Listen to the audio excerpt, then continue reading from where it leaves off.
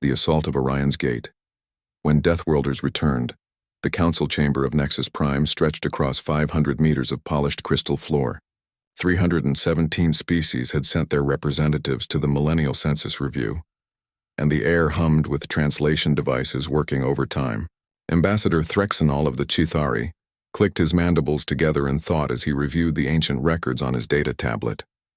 Something didn't add up in the population archives. His compound eyes scanned the list again. Velhari present, Xanthari present, Corvin present. But there, buried deep in the historical database, was a designation that made his antennae twitch with curiosity. Homo sapiens, status, voluntary exodus. Classification, Class 12 Deathworlder. Last contact, standard year 2447. 400 years ago, an entire species had simply walked away from galactic civilization. Threxenol had studied the old records as a young scholar.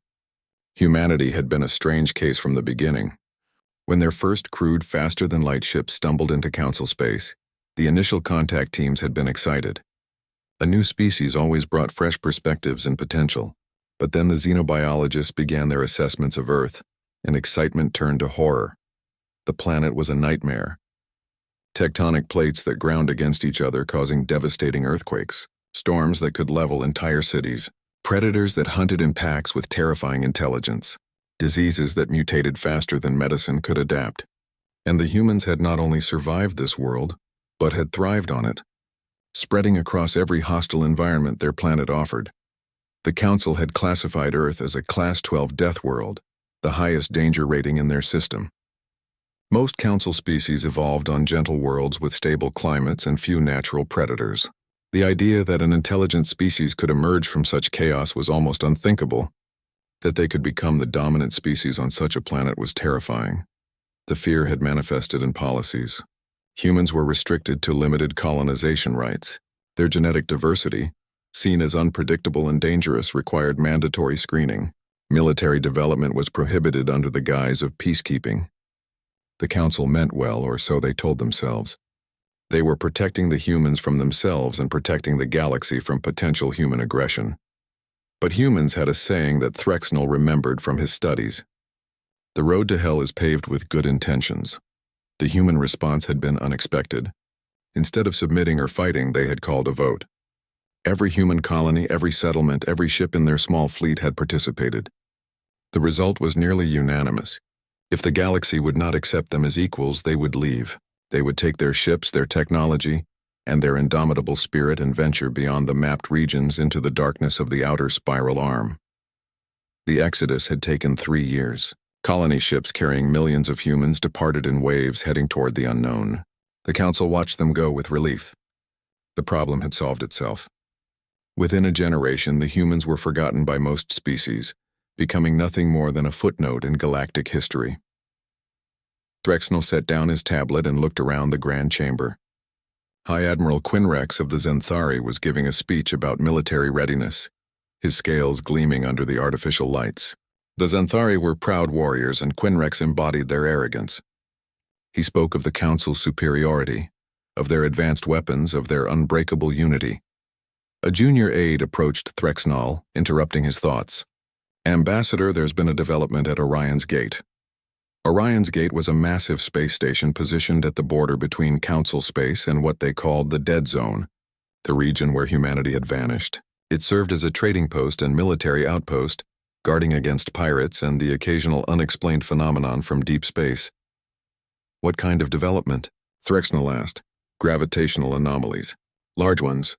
The station commander thinks it might be a natural occurrence, but the pattern is unusual. The science team believes they're detecting mass signatures moving through dark space. Ships? Very large ships, Ambassador. Much larger than anything in our fleet." Threxenol felt his blood run cold. He excused himself from the chamber and hurried to the communications center. The data was waiting for him, transmitted from Orion's Gate across the light years. The gravitational readings showed distortions consistent with massive objects moving at sublight speeds just beyond sensor range. "How many?" he asked the technician. "We're not certain, sir.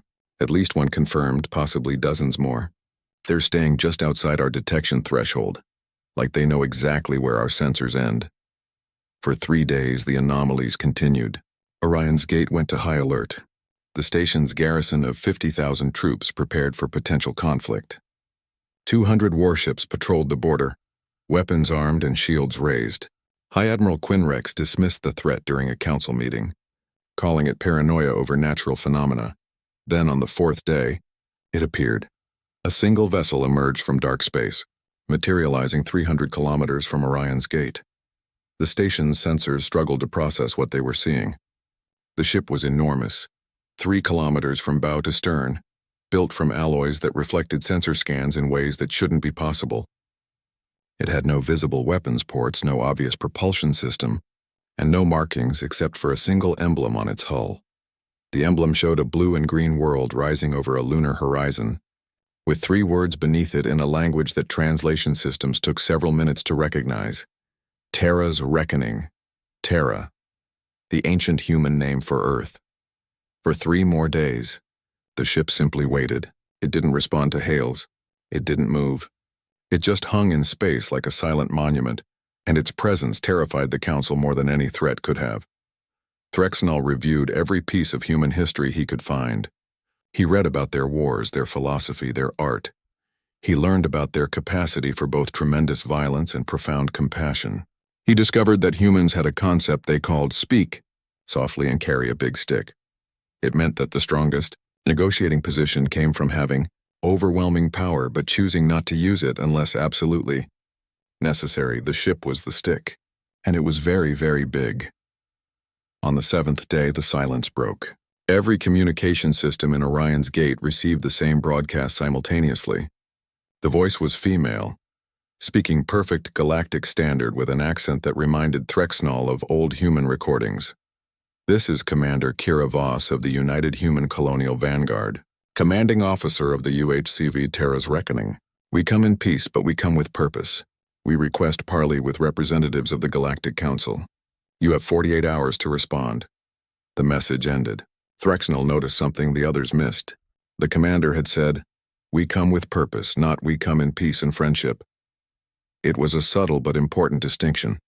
Humans were not seeking permission. They were announcing their presence and offering to talk before taking action. High Admiral Quinrex called an emergency session. The debate raged for hours. Some species wanted to attack immediately. Others urged caution. Threxnol argued for the parley, reminding everyone that humans had left peacefully 4 centuries ago and deserved at least a conversation now.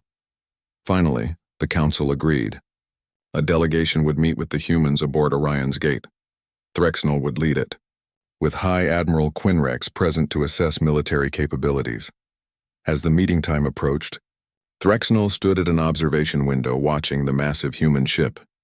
Its surface seemed to absorb light rather than reflect it, making it look like a hole cut in space itself. He wondered what 400 years of isolation had done to humanity. Had they grown softer, struggling in the harsh regions they had chosen? Or had they become something else entirely? The transport shuttle launched from Terra's Reckoning, and Threxnol got his answer. The small craft moved with precision that spoke of technology far beyond Council standards. It docked without a single wasted motion, and the airlock cycled open. Commander Kira Voss stepped through, and Threxnol understood immediately that the galaxy had made a terrible mistake 400 years ago. She was tall, even for a human, with dark skin and eyes that seemed to calculate everything they saw. She wore a uniform of deep blue with rank insignia that suggested a sophisticated military hierarchy. Behind her came 6 others, each moving with the controlled grace of trained warriors. But it wasn't their appearance that struck Threxnol. It was their confidence. These were not refugees begging to return home. These were not primitives seeking guidance. These were representatives of a civilization that had not just survived, but had thrived in the places where others feared to go. Voss smiled, and it didn't reach her eyes. "Thank you for agreeing to meet with us, Ambassador Threxnol. We have much to discuss, and I'm afraid not all of it will be pleasant. Shall we begin?"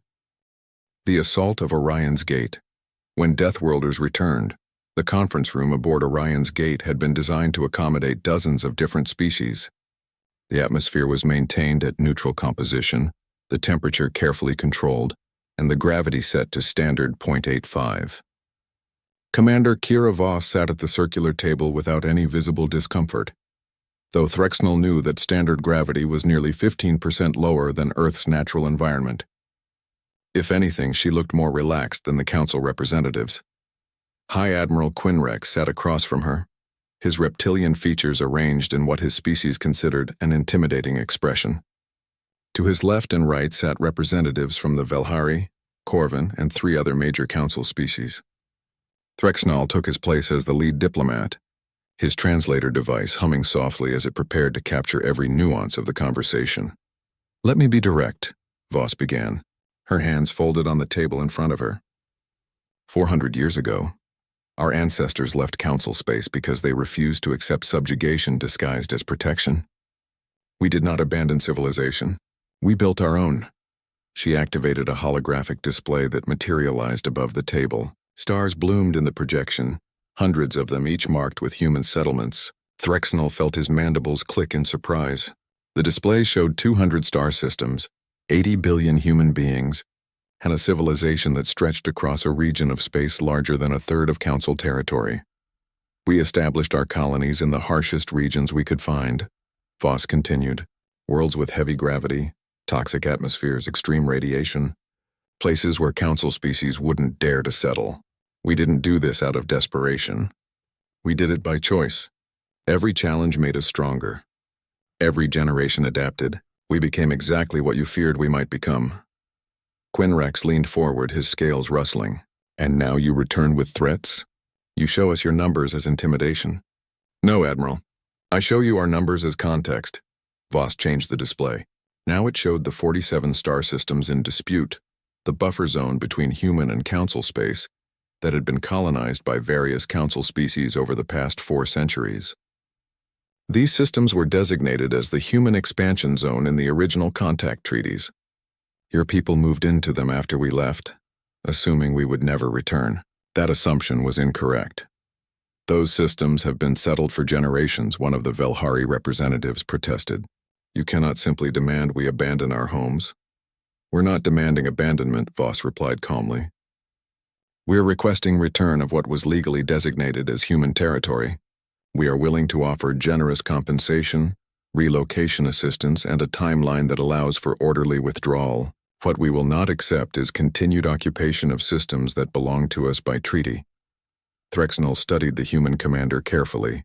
Everything about her demeanor suggested careful preparation and absolute certainty. This was not a negotiation where she expected to compromise on the core demand. She was offering terms for implementation, nothing more. "And if the Council refuses?" Quinrex asked, his voice carrying a dangerous edge. Voss met his gaze without flinching. "Then we will take what is ours by right. We would prefer to do this peacefully. We would prefer to part as neighbors who respect each other's sovereignty. But make no mistake, Admiral. We will reclaim those systems. The only question is whether it happens through diplomacy or through action." The room erupted in angry voices. Representatives shouted over each other, demanding explanations, making counter-demands, threatening consequences. Voss sat quietly through it all, her expression never changing. When the noise finally died down, she spoke again. "You are making the same mistake you made 400 years ago. You see us as we were, not as we are. Let me tell you what 400 years in the dark has taught us." She stood and walked to the window overlooking the docking bay. Terra's reckoning dominated the view, its massive hull making even the largest Council ships look like toys. "My grandmother was born on New Sparta, one of our earliest colonies. The planet has 1.8 times Earth's gravity. The native predators are the size of your largest ground vehicles and hunt in packs of 30. The plant life produces toxins that can kill most carbon-based life forms within hours." She used to tell me stories about walking to school, carrying a rifle, watching the tree line for movement. That was normal life for her. That was childhood. Voss turned back to face them. "I was born on Forge, a world orbiting a red dwarf star. The radiation levels would kill an unprotected human in days. We adapted. Gene therapy, cybernetic enhancements, nanite integration. We didn't just survive the radiation. We learned to use it, to harness it, to turn it into advantage. Every world we settled taught us something new. Every challenge we overcame made us more capable." "You speak of genetic modification and cybernetics," Threxnell said carefully. "The Council has strict regulations on such technologies. They are considered dangerous." "And that's exactly why you will lose if this becomes a conflict," Voss replied. You regulate yourself out of fear. You limit yourselves out of caution. We have no such restrictions. We evolved naturally on a death world. Then we deliberately evolved further to conquer worlds even more hostile. We are what happens when a death world species stops apologizing for what it is and starts becoming what it can be. She returned to her seat and brought up another display. This one showed technological specifications, carefully edited to hide critical details but revealing enough to make the point. Propulsion systems with efficiency ratios 3 times higher than Council standards. Weapons that could deliver kinetic strikes at relativistic speeds. Defensive shields that operated on principles the Council had deemed theoretically impossible. We are not your enemies, Voss said quietly. We don't want to conquer you. We don't want your territory beyond what was promised to us. We simply want what every species wants, the freedom to exist on our own terms. 400 years ago, you denied us that freedom. We left rather than fight because we valued peace. But we are not the refugees who departed in shame. We are their descendants, and we will not be dismissed again. High Admiral Quinrex stood abruptly. This council does not respond well to ultimatums, Commander. You come here with one ship, showing us pictures and making threats. Do you truly believe we will surrender systems containing billions of our citizens because you demand it? I believe you will make the choice that serves your people best, Voss answered. We are giving you 30 days to begin evacuation of the disputed systems. 30 days to avoid bloodshed. 30 days to choose peace over pride. 30 days? Quinrex laughed, a harsh hissing sound. You give us orders as if you have already won a war that hasn't started. Perhaps you need a demonstration of what Council military might truly means. Voss stood and gathered her data tablet. The other human representatives rose with her, moving in perfect unison. Admiral, I had a conversation with my captain before coming here. I told her that I expected arrogance and dismissal. She asked me what I would do if diplomacy failed. Do you know what I told her? She walked toward the door, then paused and looked back at Quinrex. I told her that some species only learn through pain, that some civilizations have to be brought to the edge of destruction before they understand humility. I truly hope you are not one of those species, Admiral, for all our sakes. The humans departed, their footsteps echoing in the sudden silence of the conference room. Threxenol watched them go, a cold certainty settling in his thorax. This was going to end in war. The question was how many would die before wisdom prevailed over pride. As the human shuttle undocked and returned to Terra's reckoning, Orion's gate sensors detected something that made every military officer in the station feel their blood freeze. The massive ship began to move, turning with impossible grace for something so large. And as it turned, sensors caught brief glimpses of what had been hiding in its shadow. Dozens of ships, smaller than Terra's reckoning but still larger than any Council warship. They had been sitting in dark space, running silent, waiting. The humans hadn't come with one ship to make threats. They had come with a fleet. Terra's reckoning aligned itself with the path back to deep space and engaged its engines. The acceleration was extraordinary, pushing the ship to speeds that should have torn it apart. In seconds, it vanished from sensors, the rest of the fleet following like sharks slipping back into deep water. A junior officer approached Quinrex, his voice shaking. Sir, should we pursue? The Admiral stared at the empty space where the human fleet had been. With what? They just demonstrated that they can outrun anything we have. No, we don't pursue. We prepare. Get me a direct line to the Council military command. If the humans want war, we'll give them one they'll never forget. Threxenol left the conference room and returned to his quarters. He accessed the secure database and began pulling every piece of human military history he could find. There were patterns in their warfare, strategies that repeated across centuries. They believed in overwhelming force applied at decisive moments. They believed in protecting civilian populations even when it disadvantaged them militarily. They believed in proportional response, matching aggression with appropriate counter-aggression. The assault of Orion's gate. When Deathworlders returned, the emergency session of the Galactic Council lasted 18 hours. Representatives from every major species filled the grand chamber, their voices raised in argument and counter-argument. Threxenol sat in his assigned seat, his compound eyes tracking the debate with growing dread. He had tried to speak reason, to advocate for accepting the human terms, but his voice was drowned in the tide of outrage and wounded pride. High Admiral Quinrex stood at the central podium, his scales gleaming under the lights as he delivered his assessment. The humans have shown us their hand. One large ship and a handful of escorts. Yes, their technology appears advanced, but technology alone does not win wars. We have numbers. We have established supply lines. We have the combined military might of 300 species at our command. The Xanthari admiral brought up tactical displays showing Council military assets. 5,000 warships distributed across Council space, hundreds of thousands of ground forces, weapons development programs that had been running for centuries. On paper, it looked overwhelming. They demand we surrender 47 systems, Quinrex continued. Systems containing billions of our citizens, trillions in resources, strategic positions that secure our borders. If we yield to these demands, what message does that send? That any species with a few advanced ships can make demands of this council? That we bend to threats and ultimatums? The chamber erupted in agreement. The Velhari representative stood and spoke of honor. The Corvin delegation spoke of sovereignty. Species after species rose to condemn the human demands and call for military action. The vote, when it came, was decisive. 412 species voted for military response. Only 23 voted for negotiation. Threxnall had voted for negotiation. It wouldn't save him if the humans decided to punish the council, but at least his conscience would be clear. Over the next 20 days, High Admiral Quinrex assembled the largest battle fleet deployed in 200 years. 500 warships converged on the border regions near the disputed systems.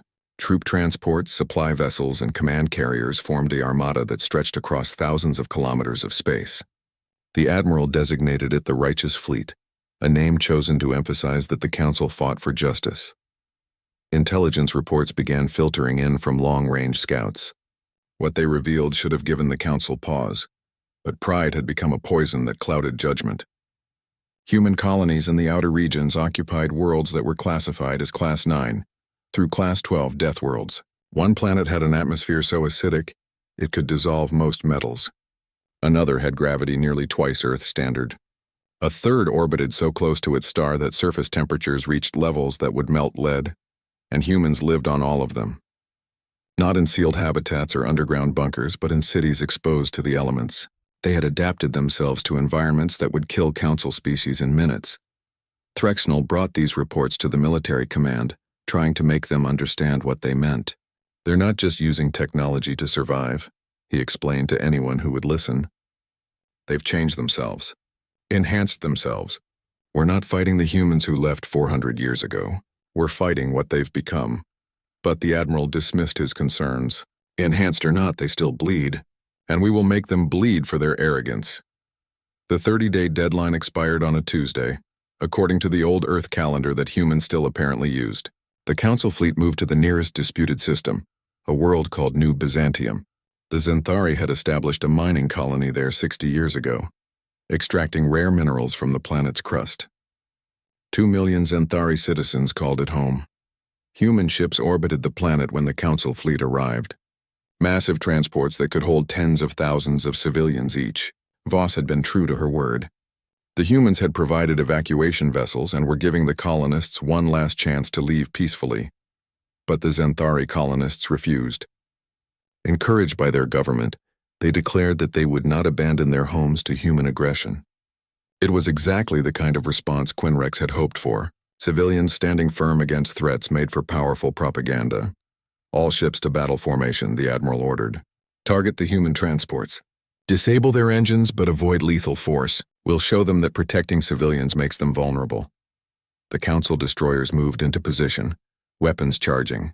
A single shot lanced across space, a plasma bolt designed to cripple the engines of the nearest human transport. It was a warning, a demonstration of power, the opening move of what Quinrex believed would be a short and decisive conflict. The human response shattered those beliefs in seconds. The transport shields absorbed the plasma bolt without visible damage. Before the Council ships could fire again, the human fleet moved. They accelerated with impossible speed, their vessels pulling maneuvers that should have liquefied their crews from the G-forces. Inertial dampening technology beyond anything the Council possessed allowed them to treat physics as a polite suggestion rather than an absolute law. The first human weapons fire came from what appeared to be simple kinetic railguns, but the projectiles moved at 0.3 30% of light speed. When they hit Council shields, they punched through like paper. 3 destroyers were crippled in the opening salvo, their hulls penetrated and power systems failing. Then came the plasma lances, beams of superheated matter that maintained coherence across hundreds of thousands of kilometers, far beyond what Council technology could achieve. They sliced through shield generators and weapon systems with surgical precision, disabling ships without destroying them. The Council fleet tried to respond, but human electronic warfare turned their targeting systems into useless junk. Missiles launched and immediately lost track of their targets. Energy weapons fired on friendly ships, their targeting computers hijacked and reprogrammed. Chaos spread through the Council formation as ships collided with each other, unable to trust their own sensors. And then the humans deployed something entirely new. Ships equipped with what they called null field projectors. These devices generated a field that simply shut down fusion reactors. Ships caught in the null field went dark, their power systems failing instantly.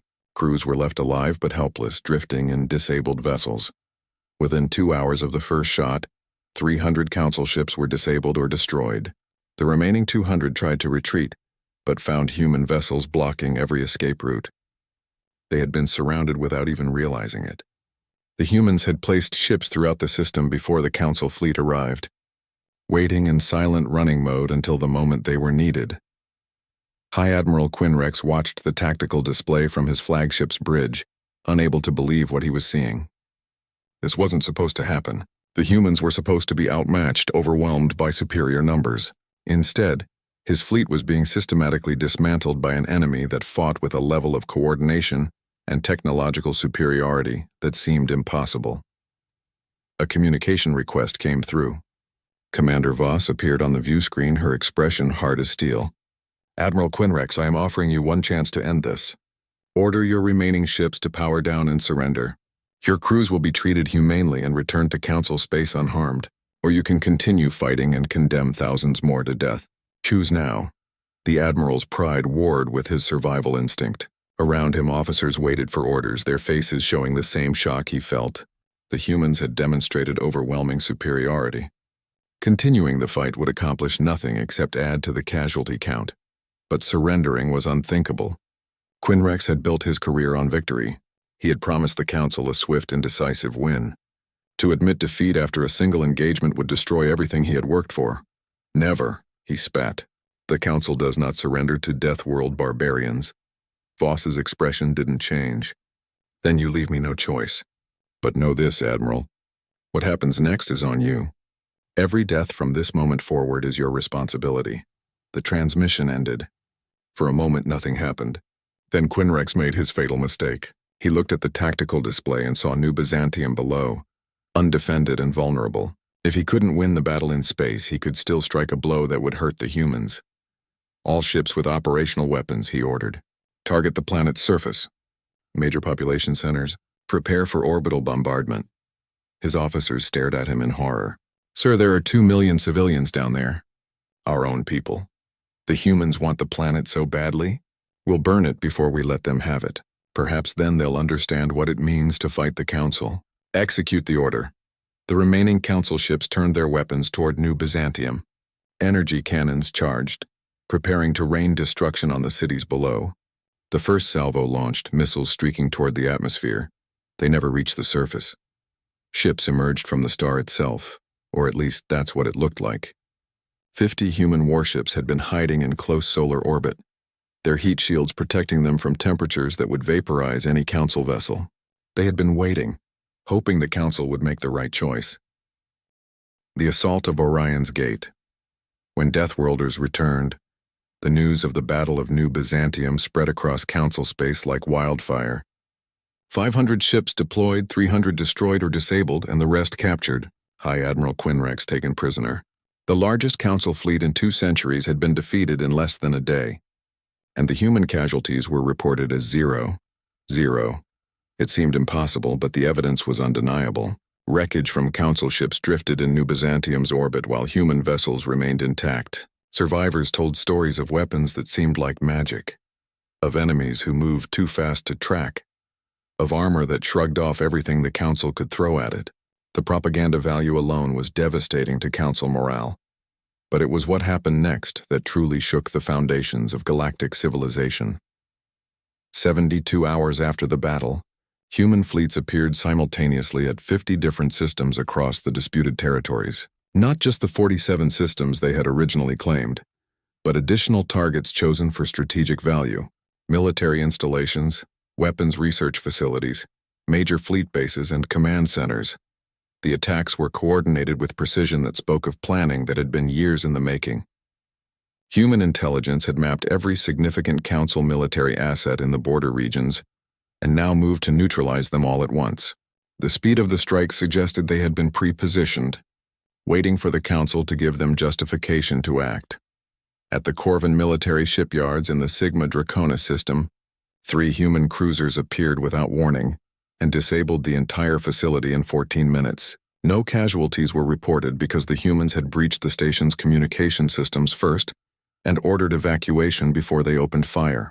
The shipyard workers were given time to reach escape pods before the null field projector shut down the station's power. At the Velhari weapons testing range in the Ross 248 system, human commandos infiltrated the facility, copied every research file in the database, and left without firing a single shot. The Velhari only realized they had been compromised when they found a message left on their main console. "Your security is inadequate. We could have destroyed everything. Consider this a warning." Across 50 systems, the pattern repeated. Human forces struck with overwhelming power, but carefully avoided civilian casualties. Military targets were disabled or captured. Research facilities were raided for intelligence. Fleet bases found their ships powered down by null fields before they could launch. And through it all, the humans broadcast the same message: stand down. This is not a war of extermination. We take what is ours and disable your ability to stop us. No more must die if you choose peace. The Council reeled from the scope of the assault. In 72 hours, they lost more military capability than they had built in decades. Not destroyed, but captured or disabled, the humans were systematically dismantling the Council's ability to wage war while demonstrating a level of restraint that made their power even more terrifying. Threxnell found himself thrust into a new role. The Council, desperate for someone who understood the humans, appointed him as the primary diplomatic liaison. He was given access to Commander Voss and permission to negotiate terms. What he learned in those negotiations changed his understanding of what humanity had become. The meeting took place aboard Terra's Reckoning, and Threxnell was given a tour before formal talks began. What he saw defied every assumption about human capabilities. The ship's crew moved with a synchronization that suggested neural linking. The medical bay contained technology that could regenerate lost limbs. The engineering sections housed power cores that generated energy outputs previously thought impossible. And the ship's artificial intelligence, which introduced itself as Athena, demonstrated awareness and personality that exceeded anything in Council databases. "You've partnered with artificial intelligence," Threxnell said, his translator struggling to convey his shock.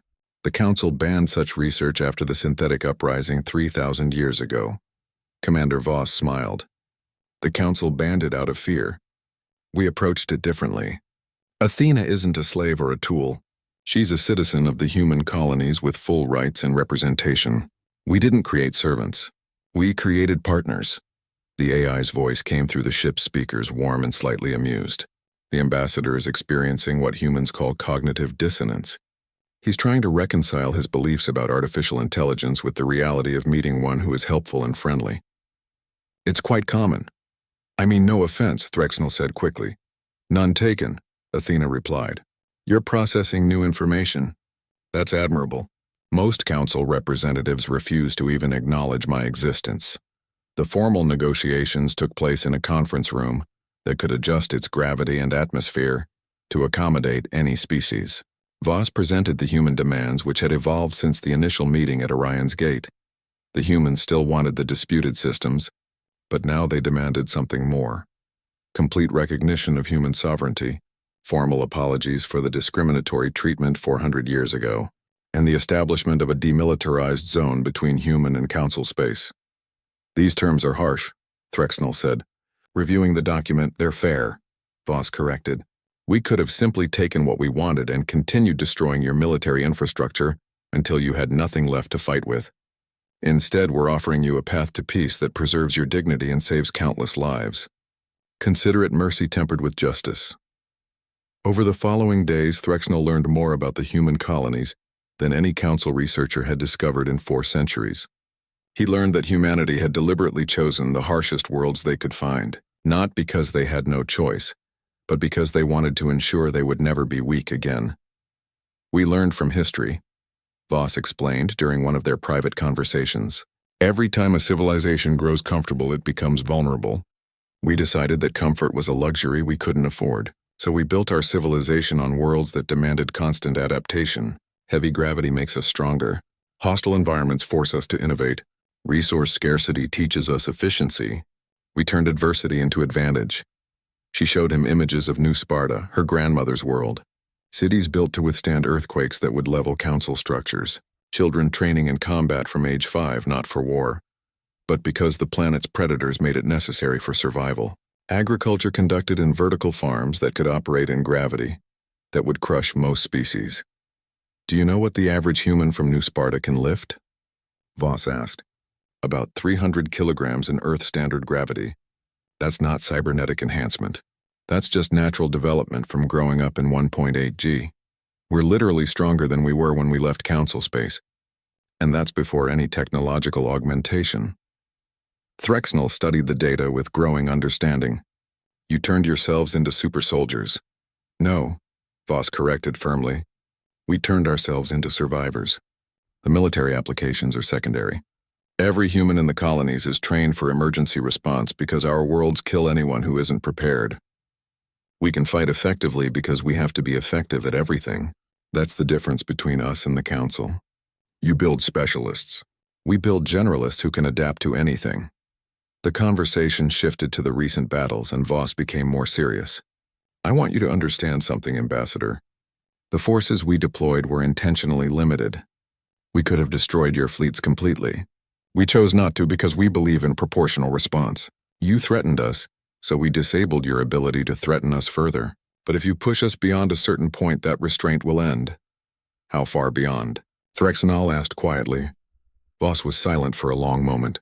You tried to commit genocide at New Byzantium. You tried to murder 2 million civilians, including your own people, out of spite. That was very close to the line, Ambassador. If those people had died, this conversation wouldn't be happening. We would have moved to total war, and total war with humanity is something the Council would not survive. She pulled up files that made Threxnell's blood run cold. Weapons systems that had never been deployed. Ships that made Terra's reckoning look small. Descriptions of strategies that involved systematic dismantling of entire civilizations. The humans had prepared for the worst possible scenario and built the tools to execute it. We hope it never comes to this, Voss said softly. We left 400 years ago to avoid this. We've spent 40 decades building a society focused on exploration, art, science, and peaceful expansion. War is not what we want. But if war is forced upon us, we will prosecute it with everything we have. And what we have is enough to end the Council as a political entity. Threxnell realized he was looking at the full scope of human capability for the first time. The ships they had deployed were the gentle option. The weapons they had used were the non-lethal choice. The humans had been holding back enormously, and the Council had still been crushed. What do you want me to tell the Council? He asked. Tell them the truth, Voss replied. Tell them that they face a choice. Accept our terms and we become trading partners sharing technology and knowledge. The assault of Orion's Gate.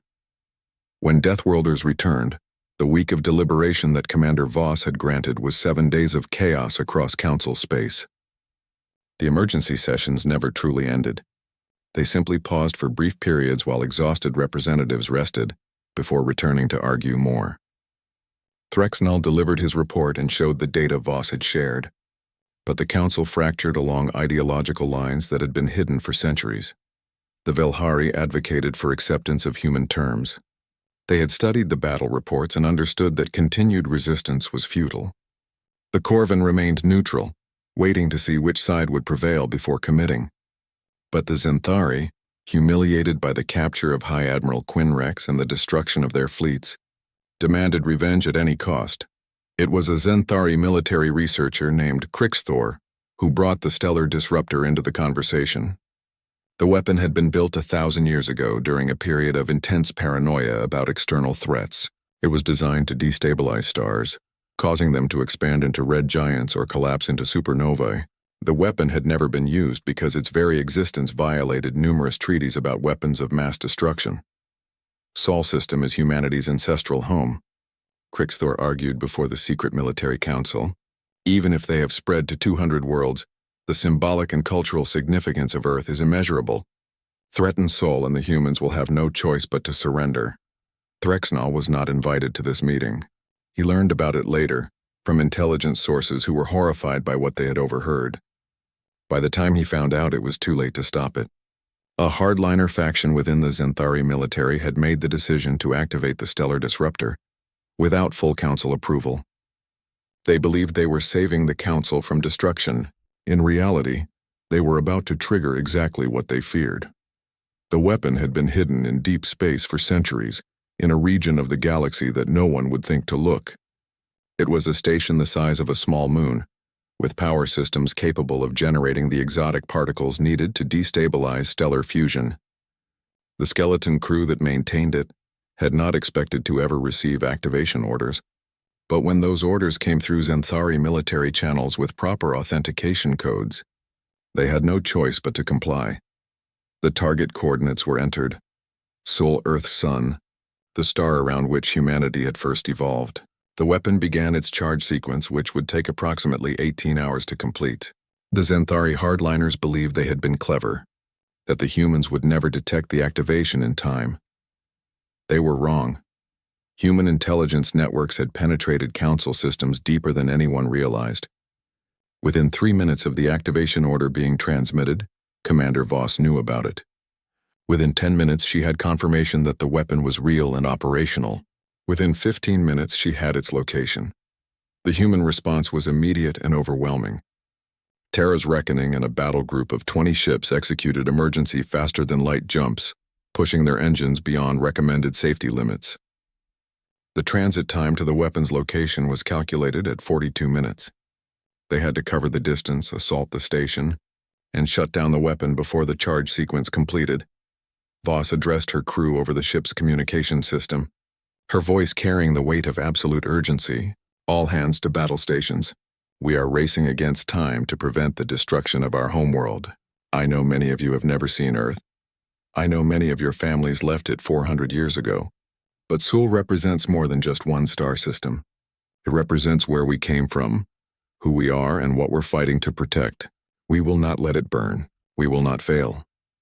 The ships emerged from FTL at maximum combat speed, weapons already charging. The stellar disruptor station detected them immediately and raised shields. Automated defense systems opened fire with plasma batteries and missile launchers. The station was heavily armed, designed to defend itself against exactly this kind of assault. Human ships tore through the defenses with practiced efficiency. Railgun fire destroyed the missile launchers. Null field projectors disabled the plasma batteries, and then the boarding parties launched. Commander Voss personally led Alpha Team, the primary assault group tasked with reaching the weapons control center.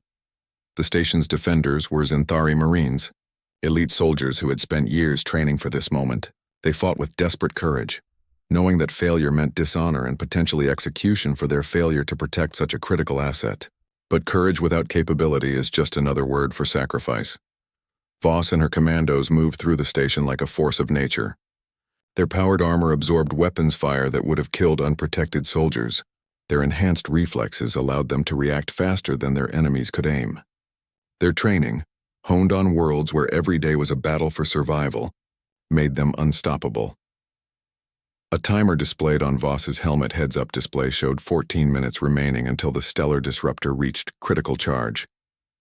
Alpha Team breached the third defensive line and encountered heavy resistance in the station's main corridor. Xanthari soldiers had set up plasma cannons in defensive positions that covered every approach vector. Breach Protocol 7, Voss ordered calmly. Her team responded instantly, throwing devices that generated temporary personal shields. The commandos advanced behind the shields, weathering the plasma fire until they were close enough to deploy shock grenades.